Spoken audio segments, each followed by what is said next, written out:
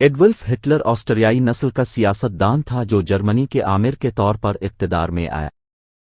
Adolf Hitler 20 April 1889 کو German سلطنت کی سرحد کے قریب آسٹریا ہنگری، جو کہ موجودہ آسٹریا ہے، میں واقع ایک قصبے برنو میں پیدا ہوا۔ 3 سال کی عمر میں ہٹلر کا خاندان پاساؤ، جرمنی منتقل ہو گیا، جہاں اس نے مخصوص نچلی باویرین بولی کو اپنایا اور اپنی ساری زندگی اپنی تقریر کی تشکیل کرتا رہا۔ یہ خاندان بعد میں آسٹریا واپس چلا گیا۔ 1894 میں لیونڈن میں آباد ہوا۔ جون 1895 میں ہٹلر کے والد لوئس لمباج کے قریب ہیفیلڈ میں ریٹائر ہو گئے، جہاں وہ کھیتی باڑی اور شہد کی مکھیاں پالنے میں مصروف رہے۔ اس وقت کے دوران ہٹلر نے قریبی قصبے فشلہم میں سرکاری مالی اعانت سے چلنے والے پرائمری اسکول ووکشوول میں تعلیم حاصل کی۔ لوئس ہٹلر کا ہیفیلڈ میں کاشتکاری کا منصوبہ ناکام ہو گیا، جس سے 1897 میں لامباج چلے گئے۔ وہ 1898 میں لیونڈن واپس آئے۔ 1900 میں اس کے بھائی ایڈمنڈ کی موت نے ایڈولف کو بہت متاثر کیا، جس کی وجہ سے اس کے رویے میں تبدیلی آئی اور خاندان اور اساتذہ کے ساتھ تنازعات پیدا ہوئے۔ 1907 میں ہٹلر نے لنز کو ویانا میں فنون لطیفہ کی تعلیم حاصل کرنے کے لیے روانہ کیا۔ Academy of fine arts Vienna کی طرف سے تعلیمی اسناد کی کمی کی وجہ سے 2 بار مسترد کر دیے گئے۔ ہٹلر کو 1907 میں اپنی والدہ کی موت کے بعد مالی مشکلات کا سامنا کرنا پڑا۔ 1909 تک وہ بے گھر پناہ گاہوں میں رہتے تھے، عجیب و غریب ملازمتوں سے خود کو سہارا دیتے تھے اور واٹر کلر پینٹنگز بیچتے تھے۔ اپنی جدوجہد کے باوجود فن تعمیر اور موسیقی، خاص طور پر ویگنر کے اوپیرا لوہنگرین کے لیے ان کا شوق ویانا میں اپنے وقت کے دوران بڑھتا رہا۔ ویانا میں ہٹلر کو پہلی بار نسل پرستانہ بیان بازی کا سامنا کرنا پڑا، خاص طور پر میئر کارل لوجر جیسی مقبول شخصیات کے ذریعے، جنہوں نے سیاسی فائدے کے لیے یہود مخالف جذبات کا استحصال کیا۔ ماریا ہیلف ضلع میں رہتے ہوئے، جہاں جرمن قوم پرستی کا چرچا تھا، ہٹلر جارج رائٹر وان شونر جیسی شخصیات سے متاثر ہوا اور مارٹن لوتھر کی تعریف کی۔ اس نے اپنے آپ کو مقامی اخبارات اور پمفلٹوں میں غرق کیا جو تعصب کا پرچار کرتے تھے، ساتھ ہی ساتھ چیمبرلین، ڈارون، تشی، لی بون اور شوپنہار جیسے فلسفیوں کے نظریات بھی۔ ہٹلر نے مین کونف میں دعویٰ کیا کہ اس کے سامی مخالف خیالات ویانا میں پروان چڑھے۔ کچھ کا کہنا ہے کہ وہ بعد میں ابھرے، جنگ کے بعد کے غداری اور شکست کے جذبات سے متاثر ہوئے۔ جب اسے 1914 میں آسٹرو ہنگری کی فوج میں بھرتی کیا گیا تو وہ خدمت کے لیے نااہل سمجھا گیا اور سلطنت کے نسلی تنوع کے لیے نفرت کا اظہار کرتے ہوئے اور اس کے خاتمے کی پیشین گوئی کرتے ہوئے میونخ واپس لوٹ گیا۔ مغربی محاذ پر ڈسپیچ رنر کے طور پر زخمی ہونے اور عارضی طور پر نابینا ہونے کے باوجود وہ لوہے کی کراس وصول کرتے ہوئے بہادری کے لیے سجایا گیا تھا۔ جنگ کے تجربے نے ہٹلر کی حب الوطنی پر گہرا اثر ڈالا اور اس کے قوم پرست عقائد کو تقویت دی۔ وہ جرمنی کی شکست سے بہت متاثر ہوا اور اس نے پیٹھ میں چھرا گھونپنے والا افسانہ کو گلے لگا لیا، شہری رہنماؤں اور اقلیتی گروہوں پر قوم کے ساتھ غداری کا الزام لگایا۔ ورسائی کے معاہدے کی سخت شرائط نے اس کی ناراضگی کو مزید ہوا دی اور اس کی سیاسی خواہشات کے لیے زرخیز زمین فراہم کی۔ پہلی جنگ عظیم کے بعد ہٹلر واپس میونخ آیا اور جرمن ورکرز پارٹی ڈیپ سے وابستہ ہو گیا۔ اس کی تقریری صلاحیتوں سے متاثر ہو کر پارٹی کے رہنماؤں نے اسے گروپ میں گھسنے اور اثر انداز ہونے کے لیے ایک انٹیلیجنس ایجنٹ کے طور پر مقرر کیا۔ ہٹلر نے تیزی سے صفوں میں اضافہ کیا اور 1920 میں ڈی اے پی کو national socialist German workers party NSDAP Nazi party میں تبدیل کر دیا۔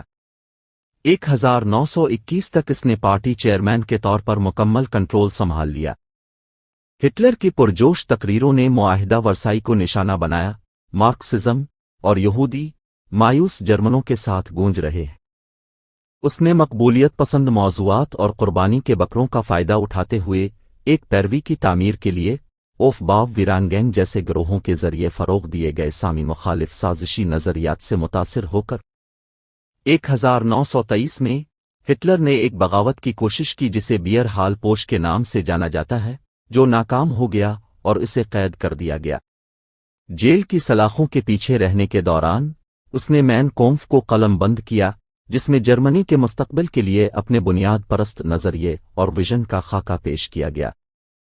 1924 में अपनी रिहाई के बाद हिटलर को सियासी पाबंदियों का सामना करना पड़ा, लेकिन इसने नाजी पार्टी की तामीर नौ पर तवज्जो दी।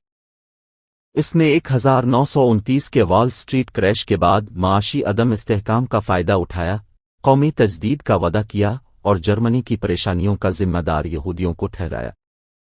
प्रोपेगेंडे, करिश्माती क़ियादत और मुआशरती बदअमनी का इस्तेहसाल करते हुए हिटलर आहिस्ता आहिस्ता इक़्तिदार पर चढ़ गया।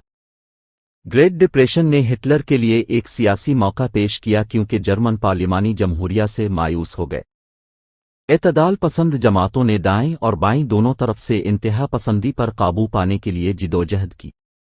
1929 के जर्मन रेफरेंडम ने नाजी नज़रिए को फ़रोग़ देने में मदद की और 1930 के इंतखाबात में पार्टी ने 18.3% वोट हासिल किए, जो पार्लियामेंट में दूसरी सबसे बड़ी बन गई। जमहूरी ज़राए से वाबस्तगी, अफसर कोर के दरमियान हिमायत हासिल की। चांसलर हिनर्क बर्विनिंग के किफ़ायत शियारी के इक़दामात थोड़ी इक़्तिसादी बेहतरी के दरमियान हिटलर के हाथ में खेले। उसने माशी मुश्किलात से मुतासिर होने वालों को निशाना बनाया, जैसा कि किसानों और जंगी तजर्बाकारों ने रफ्तार पकड़ी। 1932 तक जर्मन शहरियत न होने के बावजूद हिटलर ने हिंडेनबर्ग के खिलाफ सदर के लिए इंतखाब लड़ा। हवाई जहाज की मुहिम और सनतकारों की हिमायत के इस्तेमाल ने इसकी नुमाइश को बढ़ाया, हालांकि वो बिलाखिर हार गया। ताहम इसके अहम वोटों ने इसके असर और रसूख को मजबूत किया। 1932 में हिंडेनबर्ग ने पार्लियामानी इंतखाबात में अक्सरियती हुकूमत बनाने में नाकाम होने के बाद हिटलर को चांसलर मुकर्रर किया। हिटलर ने 30 जनवरी 1933 को अपना ओहदा संभालते हुए जर्मन नेशनल पीपल्स पार्टी के साथ एक इत्तेहाद बनाया। फरवरी में रेख्सटुक फायर के नतीजे में रेख्सटुक फायर डिक्री नाफिज हुआ, जिसने बुनियादी हुकूक को मुअत्तल कर दिया और मार्च में नाजी पार्टी की इंतखाबी कामयाबी में मदद की, जिसने 43.9% वोट हासिल किए। उसने हिटलर के इक़्तिदार के इस्तेहकाम की राह हमवार की। 21 मार्च 1933 को पोट्सडैम के गैरिजन चर्च में एक इफ्तिताही तकरीब के लिए नया रेख्सटग बुलाया गया, जिसे डे ऑफ पोट्सडैम के नाम से जाना जाता है, जिसका मकसद नाजी तहरीक और रिवायती पर्शियन अशराफिया के दरमियान इत्तिहाद को जाहिर करना था। हिटलर मॉर्निंग कोट में नमूदार होकर इस इत्तिहाद की अलामत हिंडेनबर्ग को सलाम किया। मुकम्मल अक्सरियत के बगैर सियासी कंट्रोल को मुस्तहकम करने के लिए हिटलर की हुकूमत ने फ़आल करने का एक्ट मुतारफ़ कराया, जिससे इसकी काबीना को 4 साल तक रेख्सटग की रजामंदी के बगैर कवानीन बनाने की इजाज़त दी गई। 2/3 अक्सरियत की ज़रूरत के बावजूद नाज़ियों ने कम्युनिस्ट नाइबीन को गिरफ्तार करने और सोशल डेमोक्रेट्स को शिरकत से रोकने के लिए रेख्सटुक फायर डिक्री का इस्तेमाल किया। एक्ट की मंजूरी को यकीनी बनाया। फ़आल करने वाले एक्ट रेख्सटग फायर फरमान के साथ मुअस्सिर तरीके से हिटलर की हुकूमत को कानूनी आमरियत में तब्दील कर दिया। अपनी ताकत को मुस्तहकम करते हुए कानून साजी और इंतज़ामी शाखों पर मुकम्मल कंट्रोल के साथ हिटलर और उसके इत्तेहादी बाकी अपोजिशन को दबाने के लिए आगे बढ़े। सोशल डेमोक्रेटिक पार्टी को गैर कानूनी करार दे दिया गया, ट्रेड यूनियंस को तहलील कर दिया गया और हिज़्ब इख्तिलाफ की जमातों को तहलील करने के लिए डराया गया। जुलाई 1933 में नाजी पार्टी जर्मनी में वाहिद कानूनी सियासी इदारा बन गई। ऐसे के मजीद ताकत के मुतालिबात ने हिटलर को night of the long nights के दौरान अपनी क़ियादत को ख़त्म करने पर आमादा किया। अगस्त 1934 में हिंडेनबर्ग की मौत के नतीजे में हिटलर ने चांसलर और सदर के ज़मशदा किरदार संभाले, गैर मुतनाज़ा रहनुमा के तौर पर अपनी हैसियत को मुस्तहकम किया। हिटलर ने अनाबिलिंग एक्ट की तजदीद करके और जाली इंतखाबात कराए, जहां वोटरों के पास कोई हकीकी इंतखाब नहीं था।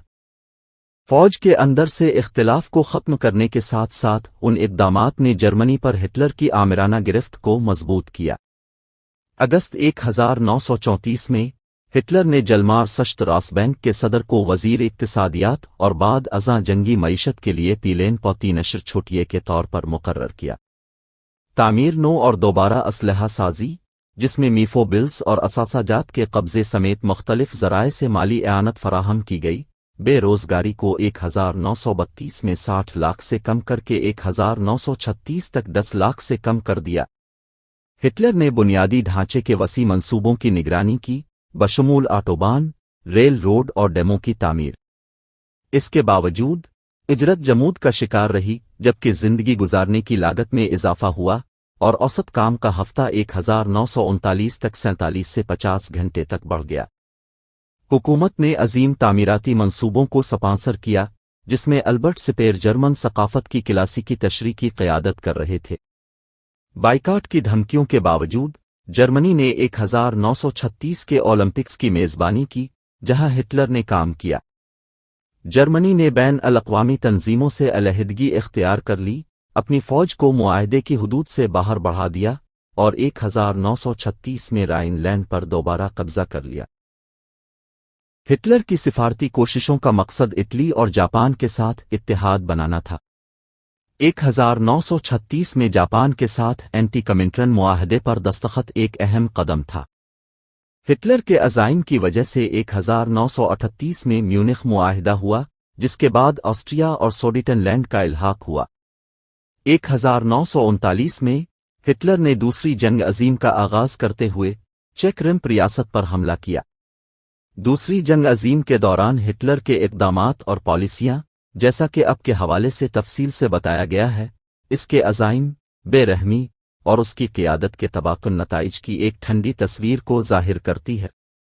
جارحانہ جنگ کے ذریعے جرمن سرزمین کو وسعت دینے کا اس کا عزم، اس کے شدید یہود دشمنی اور آریائی نسل کی برتری پر یقین کے ساتھ انسانی تاریخ کے کچھ تاریک بابوہے کا باعث بنے۔ 1939 میں ہٹلر کی حکمت عملی کا مقصد برطانیہ کو شکست دینا تھا، پولینڈ کی تباہی کو ایک ضروری قدم کے طور پر دیکھا گیا۔ اس کا مقصد مشرقی کنارے کو محفوظ بنانا، جرمنی کے لیبی نصروں کو وسعت دینا اور برطانیہ کے گھیراؤ کو روکنا تھا۔ ہٹلر کی جنگ میں جلدی جزوی طور پر اس کی ابتدائی موت کے خوف اور اس یقین کی وجہ سے تھی کہ صرف وہی جرمنی کو تنازعات کی طرف لے جا سکتا۔ اس نے برطانوی غیر جانبداری کو یقینی بنانے کی کوشش کی، لیکن اسے غیر متوقع مخالفت کا سامنا کرنا پڑا، جس کے نتیجے میں 1 ستمبر 1939 کو پولینڈ پر حملہ ہوا۔ علاقائی تنازعات کے بہانے پولینڈ پر حملے نے برطانیہ اور فرانس کی طرف سے اعلان جنگ شروع کر دیا۔ ابتدائی کامیابیوں کے باوجود، بشمول فرانس کی تیزی سے شکست، ہٹلر کی برطانیہ کے ساتھ مذاکراتی امن کی امیدیں دم توڑ گئیں۔ سوویت یونین کو برطانیہ مخالف اتحاد میں ضم کرنے کی ان کی کوشش بھی ناکام ہو گئی۔ جون 1941 میں جرمنی نے سوویت یونین پر حملہ کر دیا، اس امید پر کہ وسائل کو محفوظ بنایا جائے اور برطانیہ کو ہتھیار ڈالنے پر مجبور کیا جائے۔ تاہم مہم رک گئی اور اسٹالن گریڈ اور کرسک میں شکستوں کے ساتھ لہر کا رخ جرمنی کے خلاف ہو گیا۔ جیسے ہی اتحادی افواج جرمنی پر بند ہوئیں، ہٹلر کی مایوسی بڑھتی گئی۔ اس نے 16 دسمبر 1944 کو آرڈیننس جارحیت کا آغاز کیا، لیکن جوار موڑنے میں ناکام رہا۔ اپریل 1945 تک برلن کو گھیر لیا گیا اور ہٹلر کی صورتحال تیزی سے سنگین ہوتی گئی۔ اپنے جرنیلوں کی طرف سے دھوکہ دہی اور اس کی حکومت کے خاتمے کا سامنا کرتے ہوئے اس نے ایوا براؤن سے شادی کی اور 30 اپریل 1945 کو خودکشی کر لی، جب سوویت فوجی ریخ چانسلری میں بند ہو گئے۔ ہٹلر کے دور اور نازی حکومت کے خاتمے کے موقع پر برلن نے 2 مئی کو ہتھیار ڈال دیے۔